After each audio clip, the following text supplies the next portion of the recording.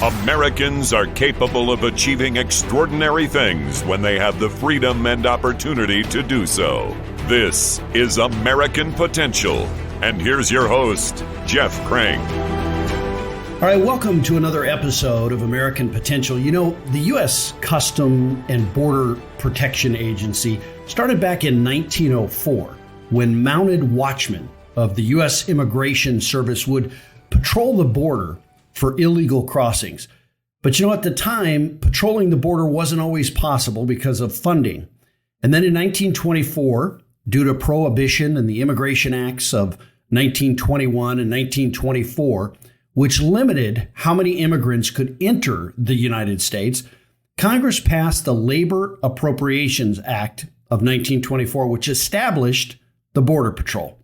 Now, over the decades, the agency has grown in numbers, and as advancements in technology are made, such as drones and artificial intelligence, the Border Patrol has adapted, but still uses a tried and true resource to patrol some of the most rugged terrain of the border, which is by horse. Every day, Americans see the disaster which has been created by the Biden administration at the border. When I recently met with U.S. Border Patrol, they spoke about three things that they needed to control the border. They said infrastructure, technology, and personnel. And that with those, it is possible to control the U.S. border. I'd add one more thing that active Border Patrol agents can't say: political will. If America and this administration had the political will to control our borders, the men and women of the U.S. Border Patrol could do so with infrastructure, technology, and personnel. Well, today's guest is former U.S. Border Patrol Chief Yuma Sector Chris Clem, who worked for the Border Patrol for 27 and a half years. And he recently spoke to a group from all around the country that Americans for Prosperity Foundation took to Yuma to let them see for themselves what the border is like. Chris, thanks for joining us. How are you today?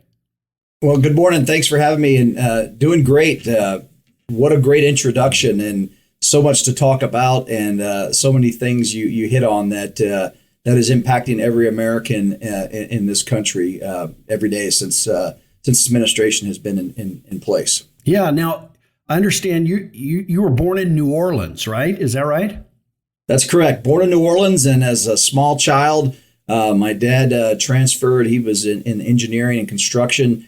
Transferred to Houston, Texas, and the family, there was 5 kids and mom and dad, so the 7 of us moved to Houston, Texas, and that's pretty much where I grew up, went to high school, eventually found my way back to college north of Houston, and graduated and joined the Border Patrol. Now, it says here you were a bouncer when you were in college, huh?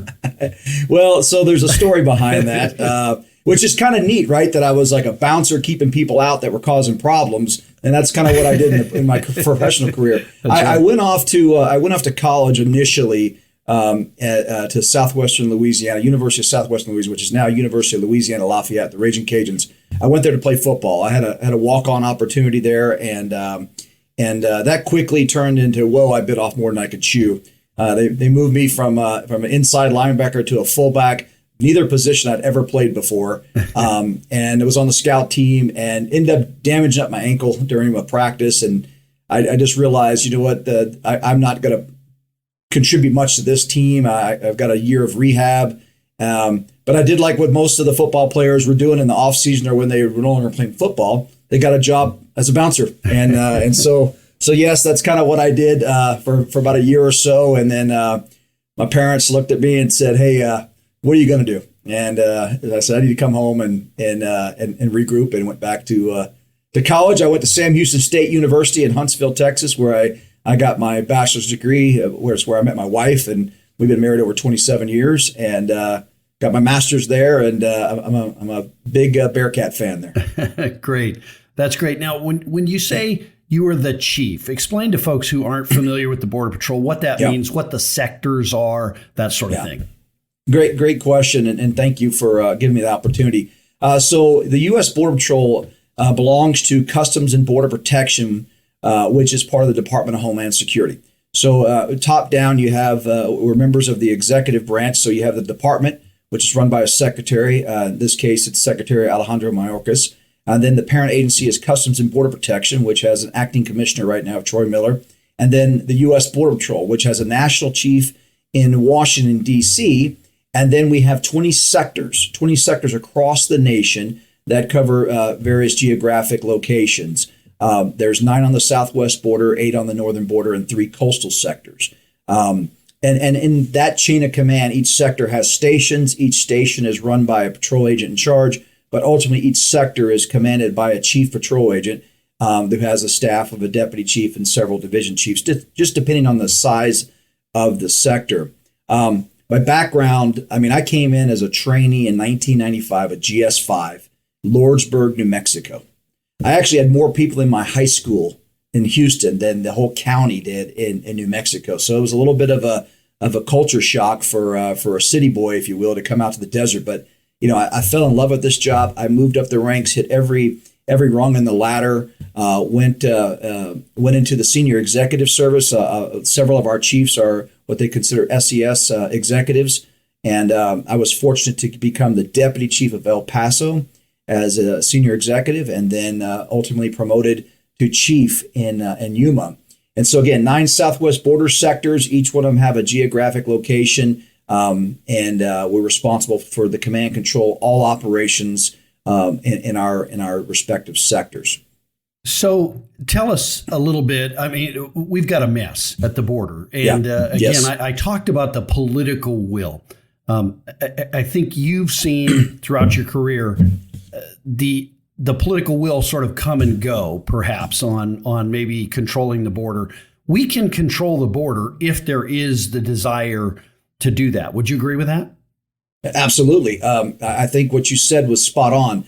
We've been talking about, we called it a 3-legged stool at one point, the personnel, technology, and infrastructure. The 4th leg, at one point, we called it comprehensive immigration reform. I would say that the laws in the books are really well written, and they have to be enforced. So I would say that 4th leg of that stool would be policy and that political will.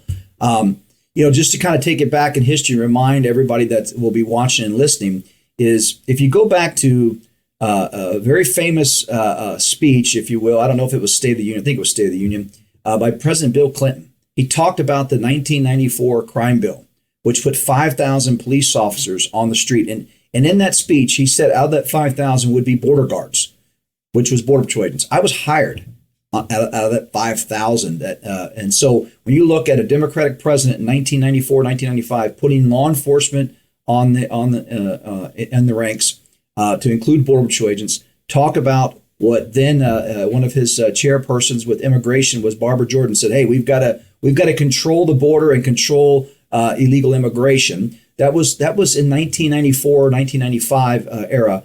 And ever since then, every administration started making, progress on the border. We had that political will, especially after 9/11. That just changed the world. And it was such a humbling experience to be part of the federal agencies that were keeping America safe post 9/11. When people were high-fiving us and thanking us for our job, but we were getting the resources. We added more border patrol agents. We added infrastructure. Then President Obama came in and continued to build that, because there was this, and remember who his vice president was. It was about secure the border, get it under control, and then we would pass immigration reform. Mm-hmm. And it got until the 11th hour of his second administration where they started arguing about what the definition of control was. And then the president used a lot of executive orders, but he was still enforcing the border. He was still doing everything to secure the border, working on removing people that didn't have a right to be here. Obviously, we know what President Trump did. He shut things down as things heated up. And let's just call it what it is. On Inauguration Day, President Biden signed several executive orders, and it pretty much put everything at a halt. All the progress that we had made at securing the border, one of the most secure borders that we had, at least in my tenure, that time would have been 25 years, was just put on hold. And it was a gut punch. It wasn't a sucker punch because we anticipated it. It was a gut punch because we couldn't believe that somebody would just do that to us. Understanding the politics involved and campaign agendas and things like that, but boy, I tell you what, there was a lot of people that went and did a lot of good work. Set up the administration with the transition team to say, hey, if you do this, this will happen. We recommend you do this, and it was just nope, this is what we're going to do. Everything's shut down, no deportations, no more construction. And, I'll take a break here, but I'll give you some numbers that will just, that's not opinion. It's just fact. Yeah. Well, and, I understand, and I want to get to, the esprit de corps, I guess, in the Border Patrol and how folks are feeling. I mean, you can only be whipped so many times, and I use that word, we can talk about that too. Yeah. But one thing that really, I went on 2 trips. I went to McAllen, Texas. Yeah. And then I came to Yuma, Arizona. 2 very different sectors, I will say. I was really struck by the difference there. But one of the things I learned about this, which I didn't know before I went on either of these trips, is that there are fewer Border Patrol agents in the United States of America than there are police officers in New York City. The NYPD is actually a bigger force than all of the Border Patrol agents across the entire United States. Is that right? That's correct. I think there's about 40,000 sworn law enforcement in New York City, and we are under 20,000 across the 22,000 miles of the southern border, 3,000 miles of the northern border, and the 1,000+ miles of the coastal area patrol. So when you put that in perspective, it kind of is crazy. When I was in Yuma, I had 126 miles of border that was in my area. One of the smaller sectors in regards to some of the linear miles. Had 12 in California, 114 in Arizona. But I was the second smallest in personnel, and yet we were catching the last year and a half I was there more people than I actually had on the books. That were deployable agents. Right, I had agents in the academy and things like that. But we were catching 850, 900 a day at times, sometimes over 1,000 a day for weeks at a time. And on record, I didn't even have that many employees at some point. So, I mean, when you look at that, it's crazy to think that. And to your point about down there in McAllen, right? That's another, it's one of the problems with inside the Beltway in Washington. All the good idea fairies up there, and I think everything is a cookie cutter approach. Well, if we do it in McAllen, it's going to work in Yuma. Right. And we all learn that, right? As we go up in leaders and take on different responsibilities, we draw on what we know, and then we try to apply it, and then we have to adjust as we go. But they've got so many bends in the river down there in McAllen. You can't build certain wall structures there. Technology can't see as far as it can in Yuma, so you're going to need more of the people. You're going to need more agents there because it's a more challenging environment, or some technology in a different format. Where in Yuma, we can get away with, more infrastructure and access roads and make sure our vehicles are up to speed so we can respond. Again, that's why you have sector chiefs. That's why you have executive leadership out in the field to put forth the requirements. And it's the headquarters' job to make it happen. But ultimately, if the boss at DHS says not going to happen, or the White House tells him not going to happen, here's what we have. Let me ask, I asked about esprit de corps, or, how agents feel today as opposed to, say, 5 years ago or 4 years ago. What is the feeling? It would seem that retention of officers, recruitment of new Border Patrol agents, it has got to be a real challenge.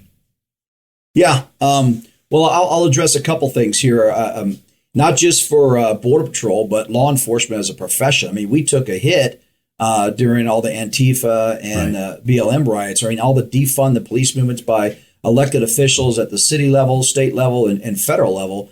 Who would want to be in law enforcement nowadays if everything you're going to be you do is going to be second guessed or recorded and then tried by mainstream media? So everybody's taken a hit. But with the Border Patrol specifically over the last few years, I mean, we sensed some frustration on morale. Under President Obama, when there was a lot of, if they're here illegally and they were here before this date, you can't do anything with them. And it's like, well, they're still traveling through here, or they're involved. And so we had to work through that.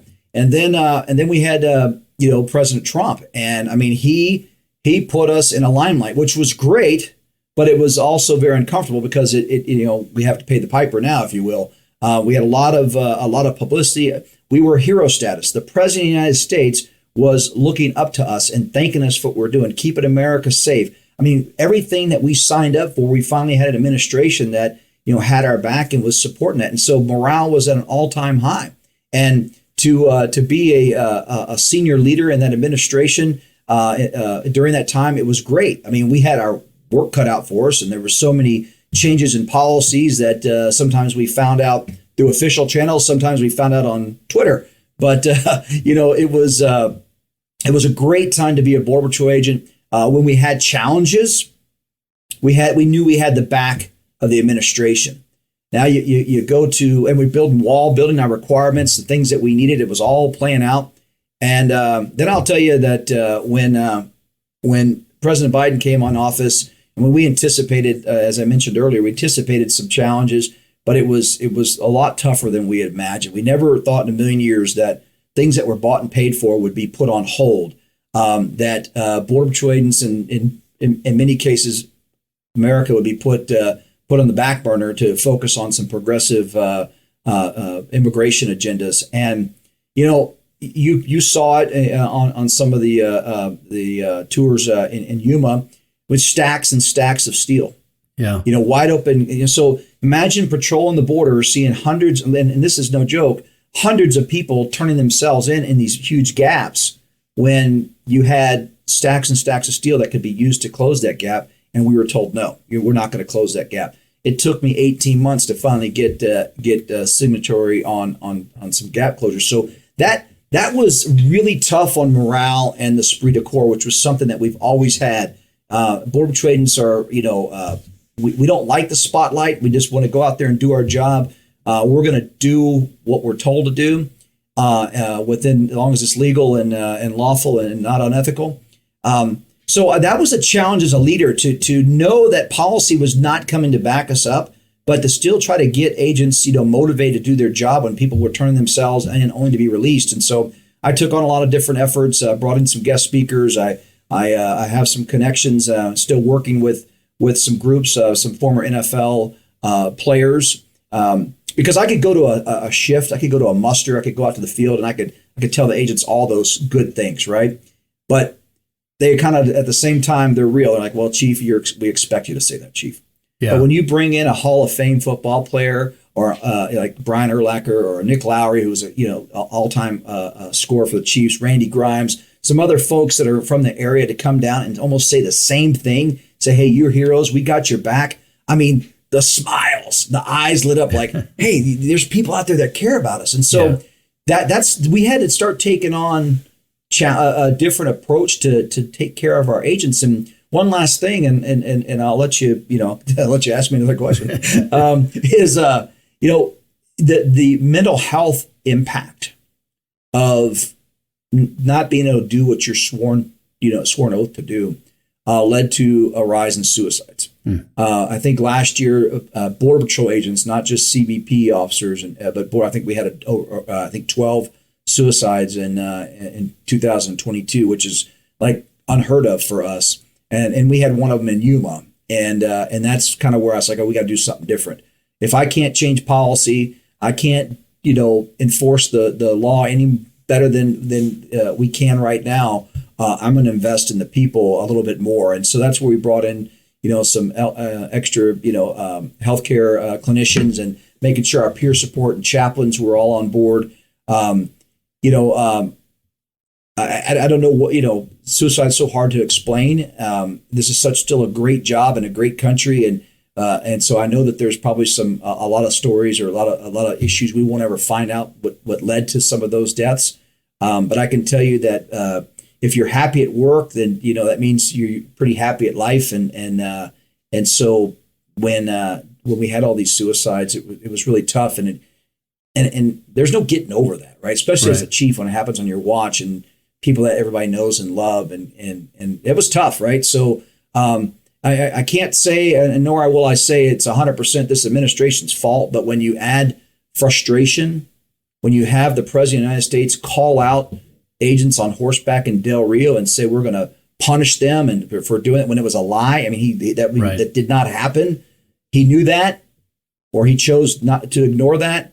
I mean, that's unheard of. And so that happened 1,000 miles away from me. My stomach turned going, I can't believe the president of the United States just did that. But so it's tough, right? But here's how we do, we kind of get out of that when we start having folks like yourself and your listeners and AFP come down there and learn and get informed, because people start seeing, hey, there's more to this agency, there's more to this problem, and it's not being ignored. And I think that's critical to climb out of this dark hole we've been in when it comes down to morale. Yeah, it's a tragedy all around. And I as you're talking about some of the suicides that have happened, I think about that and the impact of, I'm sure these Border Patrol agents they're trying to do their job, but boy, they see tragedy every single day. The thing that I was really struck by, and that when I saw it, I didn't really know this before I came down, but it's just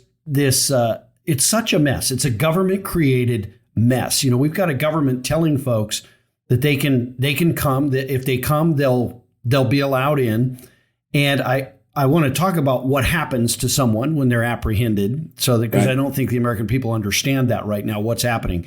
But even beyond that, I think as folks are told to do this, you've got women and children traveling months at a time, half a year up to get there, and some of the unspeakable horrors that they're going through. And this is the problem with this policy right now, is it is putting women and children and men as well, but it's putting people in danger to prove a political point. Talk about that. And I'm sure these agents are seeing that. They're humans. They have care and compassion for these folks just like any of us would. Yeah, well, great point, and I'd love to explain a little bit of that. And what I want to make sure is it went right where your badge goes, it's right over your heart, right? And so every day when they take that uniform off, there's a heart there, and every day when they go to work, right behind that badge is a heart. And so they are some of the most caring, compassionate people I've ever met and ever worked with. Sometimes I'm just kind of amazed that I was an agent and got chosen to be a leader amongst those great men and women, because I don't have stats, but I can tell you that aside from our Department of Defense, I would think Border Patrol probably is the largest humanitarian and rescue organization in the federal government, because what we do, thousands of rescues and both migrants and citizens, rural areas that we work, right? There's catastrophic car accidents on these interstates, these rural highways, hikers getting lost. It's the Border Patrol that is responding and saving these lives. And then as you talked about, the migrants that get themselves put in danger and harm's way because they're exploited and lied to by the smugglers. So kind of resetting the response is for an administration that wants to call this a humanitarian effort, is probably the most inhumane way of doing things, is allowing people to be exploited and to put their lives at risk, both financially, physically, emotionally, by making this illegal journey, or the journey itself is, I guess, legal, depending on which route they're coming. But once they hit the U.S. border and entering illegal, they are creating this pull factor by not being very clear that there is one way and only one way into the United States, and that's through the lawful channels as per law. Apply, wait in line, and come in if you're given an opportunity. But when they tell you, oh, we'll just apply online with this app, or we're going to let so many people in, and regardless if you come in illegally or not, we're going to end up letting you go. And it is just complete rhetoric that is exploited by the smugglers and people from all around the world. I had 116 countries my last year. I think nationwide it was close to over 140 different countries in the United States. And so people are traveling from all over the world to get here. And some of them, I'm telling you, will fly into Mexico City, into Mexicali, California, Baja California, and then drive right to the border at Yuma and walk across. Only hitting the ground for about a quarter mile. Mm-hmm. Then you have others like you explained that have been working their way up from South America through the Darien Gap, going the old-fashioned way. And those are the ones that are being starved and raped and assaulted and robbed all along the way. For what? To get to the United States because they say you can come in. And I'll kind of explain what happens when you're apprehended here in just a second. But sure. One thing I want people to recognize is that when we talked about Title 42, which was the CDC order that went away, and we could talk about that, but the administration has been gaslighting us on so many things. Inflation's down. Well, it's still up 7%. Gas is down. Well, it's still up $2. Groceries, all that, right? Same thing with the numbers. Right. Yuma's averaging 400 something a day. Well, when I first took over, it was 25 to 35 a day. Wow. So you're still at 1,000, 2,000% increase. The migrants didn't go away because the administration decided to change some policies. They just stayed on the south side, and we're letting in 30,000 a month from several countries that would have normally crossed illegally. But all they have to do is have an app on their phone and attempt to apply. Wow. Whether they get in or not, whether they complete the app or not, they are let in through the ports. All they have to say is, I tried to apply. So for your audience, kind of go back a little bit. The Border Patrol's focus and main responsibility is to apprehend anything and anyone that crosses the border illegally between the ports of entry. And that's, migrants, smugglers, terrorists, drugs, weapons, whatever the situation may be. And we process them. And once we're done processing, we have two avenues. We either keep it an administrative case, which is, put them in removal proceedings so they can be deported or have a chance for the judge to stay, or we do a criminal prosecution, which we would turn them over to the U.S. Marshals and we prosecute them for a crime. Well, here's the problem with what's going on under this administration as well.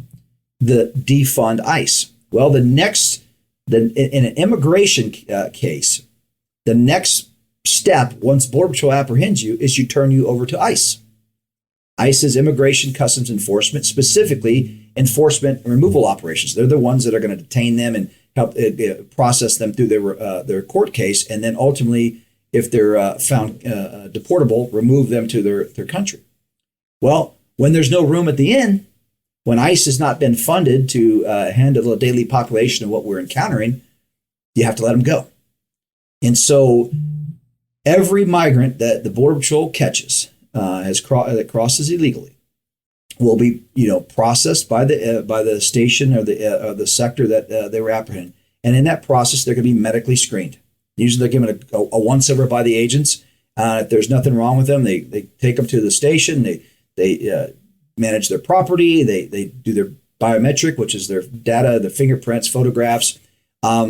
If they have any medical issues, they'll go to, we got on contract of medical services, but they're given food, they're given snacks, they're fed, and they're usually in our custody no more than 72 hours. Policy, they got to be out by 72 hours. Well, where do they go? Well, if there's no room for ICE and they've claimed some kind of fear of return, then they're going to be let go. They're going to be released with some kind of monitoring system, an alternative to detention, an ankle bracelet, given a phone. All this is done by ICE, not Border Patrol. And rather than putting them on the streets to impact the communities, we have nonprofits that will take the migrants off. I hate saying off our hands, but that's rather than put them on the streets, they'll come pick them up, and they facilitate their movement to their next destination. And so for Yuma, we have the Regional Center for Border Health. They'd come pick them up, and then they'd help get them their arrangements. Usually, bust them to Phoenix Sky Harbor Airport and help them with their plane ticket. A lot of them already had the means to do it. They get on a plane and go wherever they're going because they have 60 days, I think, to check in with ICE. And I think the average hearing is taken 2 to 3 years before they see the judge. So what are they going to do for the next 2 or 3 years? Yeah, it's fascinating. I don't think most Americans understand that. I mean, there is really no incentive at all to go through the legal process, because if you go through the legal process right now, you're just not going to get here. Right. So that's the immigration reform side of this that we need to do as well, because we definitely need reform in that process to make it more fair. But why would anybody go through that when you can literally walk across the border and you turn yourself in? They're turning themselves in so that they can just get processed and be on their way. Right. Right. Well, that's exactly it. And something we haven't talked about yet is how the cartels control everything that comes to the border. And so the smuggling organizations, which are, the retail outlets of the smuggling, the corporation that is the cartel, will arrange for who and what and when and where they cross. And so they're paying money anywhere from $5,000 to $15,000 a head in most cases to come across and get to their destination. The smugglers don't even have to cross the border anymore because everything's done online with phones and apps and prearranged and fake sponsors. And that's the big problem, right? When you have 20, 30 border patrol agents covering a shift, covering 100 miles, and you have 200 or 300 people show up in a course of 2 hours, those resources get pulled to manage the people flow. Well, what does that do? That creates a vulnerability, and that allows the cartels to let the really bad actors come through, whether it's the narcotic smugglers, the criminal aliens, the gang members, or potential terrorists. This is where the gotaways come in. This is where, this is what's troubling to the U.S. because high value targets could come in that way. We don't know, right? When we don't catch them, but we do know that they have used the age-old deflection technique for as long as I can remember, and that's where technology comes into play. That's where policy of saying you cannot just come in and turn yourself in and expect that you're going to get relief into the United States. I mean, what is happening, and I always like to try to tell stories or make a metaphor, but it's kind of like breaking into a bank to rob it, and then when you get caught saying, well, I was going to apply for the loan. Well, and that's kind of what's happening. Right. They're knowingly and willingly breaking the law. They're getting caught. And then the government is filling out their loan application for them. Right. And then in a couple of years, you'll find out if you get to stay or get your money. And in this case, they're kind of getting their money because they get multiple bites at this apple. Right. So to your point, there's no incentive to not cross illegally, because if you've got 2 or 3 years before you have your face-to-face hearing with the judge, you could have 2 or 3 kids, U.S. citizens now. Right. If you stayed out of trouble besides your illegal entry and you get a bleeding heart immigration judge says, look, I've been here. I brought my family. My village is not even there anymore in Guatemala or wherever they're from. I've got 2 U.S. citizen kids. I've got a job. They're probably not going to get removed. So where's the incentive not to do this? If you can pack up all your personal belongings knowing you have 2 to 4 years before you even have to pony up or ante up for your hearings and stuff, it's worth that risk. Right. But if you could have an immediate turnaround, 30 days, I would just say this. I don't know if I would risk coming across or doing this illegal journey, barring a real asylum persecution situation. I wouldn't risk my life savings, my life or my family's life to come over here for 30, 60 days if that was my opportunity. 4 years, it may be worth it, right? A lot can happen in 4 years. And so there's no incentive to not come illegally. And we already know that there's been at least 2 million released probably since this administration started, plus the known gotaways and the already backlog. So we look at 4 or 5 million cases already in the queue. You're never going to see that. Well, it's nuts. And the impact that has on people who are trying to get here legally, who are trying to go through the process. And those are certainly the people we want to immigrate to the United States, right? Are the people who are going to go through believe in the rule of law, go through the process. They're never going to get here because our system is being overrun right now. That's exactly right. I mean, that's who you would hang around with, right? Right. Good people. Yeah. Someone that's willing to get in line and do the right thing and apply in advance and take that, the right steps. And I do think that because they have damaged this system so badly, that the ones that are doing the right things and trying to make it here the right way are only just going to be, thrown into this group of pending, applications. And now I don't know what the status is on those that are already here that I need to renew. I mean, I'm sure that's probably a little bit quicker process, but the first timers I know are going to get caught in the back of the line. I just think about this is where in this country can you just go from the back of the line in the front and go right in? I mean, no. I mean, You couldn't do that at McDonald's. You couldn't do that at Starbucks. You couldn't do that for Taylor Swift tickets. I mean, people would lob your head off if you thought you could get in front of their latte. But it's okay to get in front of the line and just dismiss everything that we've stood for hundreds of years, the rule of law. Yeah, I get it. People like to say, hey, we're a nation of immigrants. We are. We're also a nation of Americans, and we're a nation of laws. And to make all that work, you have to play by the rules. You don't have to like the rules, but you have to play by. I don't like the speed limit. I'd rather drive faster. Right. But you know what? I'm going to get a ticket if I break the law. Yeah. You know? Well, and that's such a great analogy. I mean, if you're in a store and somebody just decides, I'm not standing in this line, and they go to the front and try and cut, every person in that line gets very agitated, which leads to, I mean, in the analogy here, it leads to people having a bad feeling about immigrants. And immigrants should be, I mean, they've made America, right? That is what's made America great. And the system we have now is kind of causing more people to distrust. And that's a bad thing for our system. So we have to fix this system. Let me ask you, we've got just a little bit of time left. I wanted to also ask you about that side of it, because we've talked about the Border Patrol and the border control side of it. But what should Congress maybe do to fix the system and fix the problem with a comprehensive immigration reform that's going to put some teeth into the law, but also allow for people to legally come to the United States? I think there's a lot of things they can do. But I would start with you start with the first. You got to fill the stop the leak, right? Right. So you have to start with I would say a standalone border security bill. I mean, immediately say, look, we're going to finish what we started. For the audience, we talk about the wall and President Trump talked build the wall, and we still hear that. Building the wall was the campaign slogan. What was behind that was a wall system, and for us, as agents, we put forth our requirements. We needed the wall is there was designed, the actual steel wall was there to impede and deny entry or control and contain entry. The rest of it was the technology piece, the sensor packages, the infrastructure for roads to access certain areas of the border, lights, cameras, and additional border patrol agents.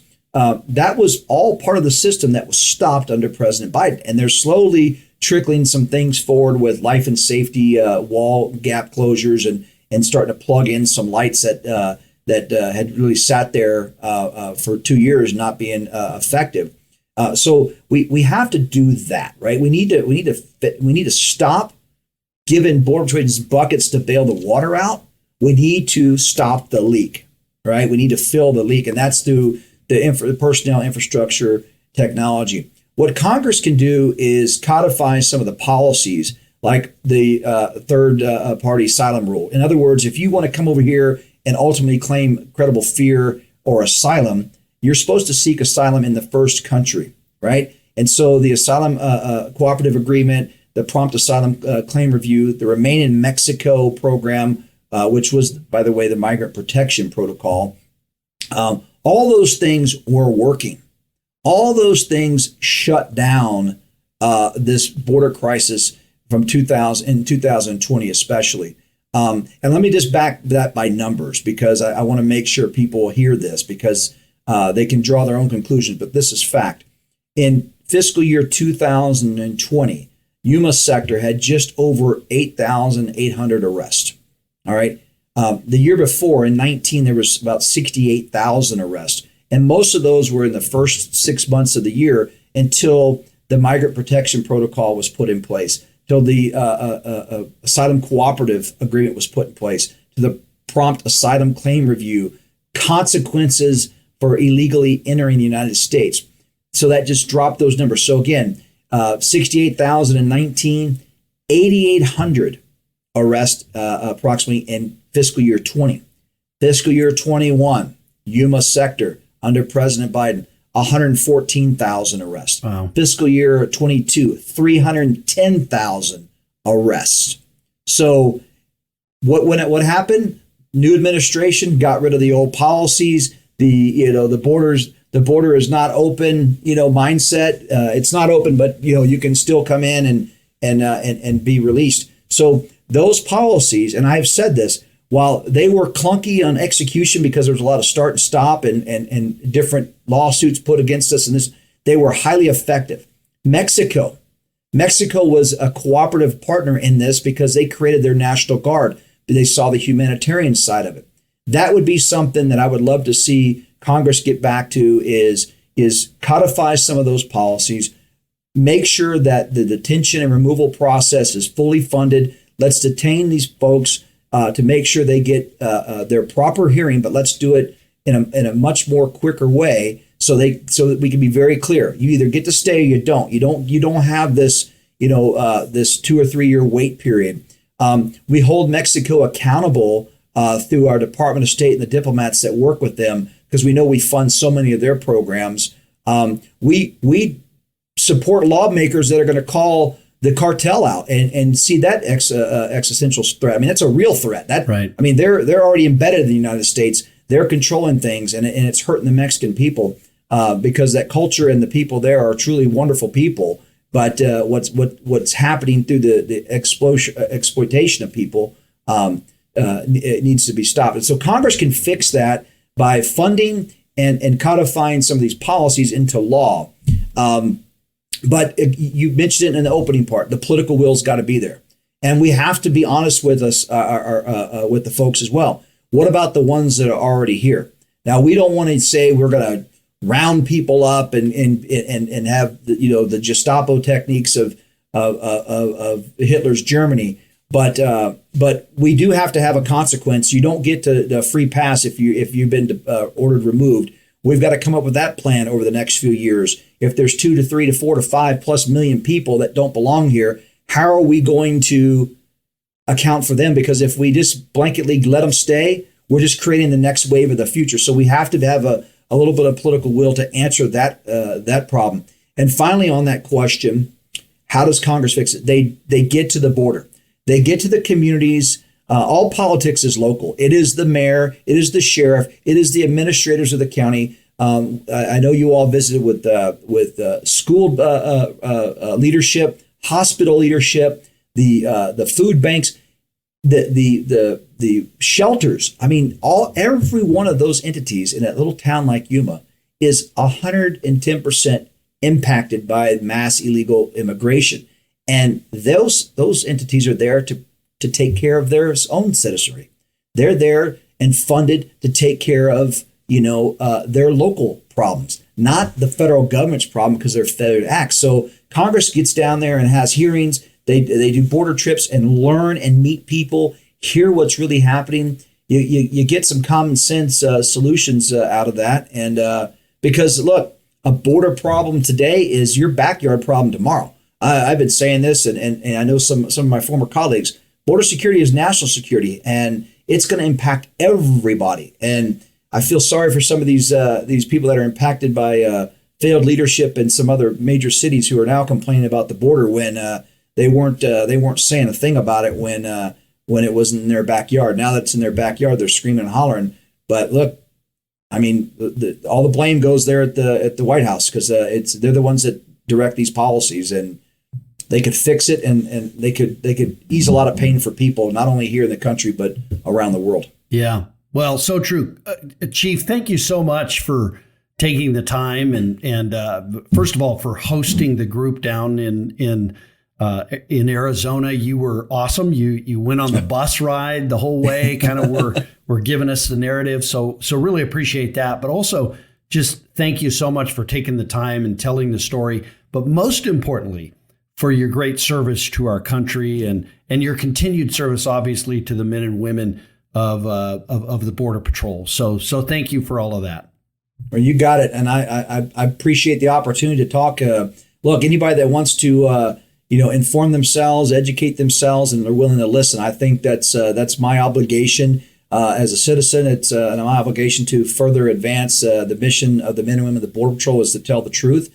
And anybody that was willing to listen, even if we disagree on topics, that's okay. I bet we find more common ground than we have a division if you'd sit there and just listen to what's really going on. And I think that's why those visits, by the group here was so beneficial, because it opens eyes, and you're not just getting one side of the story depending on what major news network you may be watching, or but I think there's a lot more common ground on taking care of people, and so let's secure the border, and let's figure out a smoother way to deal with migration, and most importantly, let's protect our communities, and that's what's critical. And I think we can find common ground in all those areas. All right. Well, listen, thank you, Chief. Appreciate your time and your effort. And thank you for listening to another episode of American Potential. Send me an email, jeff@americanpotential.com, if you'd like to tell us your story or learn more about the program. Thanks for listening. Thank you for listening to American Potential. You may listen to more stories from Americans working every day to expand freedom and opportunity in their communities by visiting AmericanPotential.com.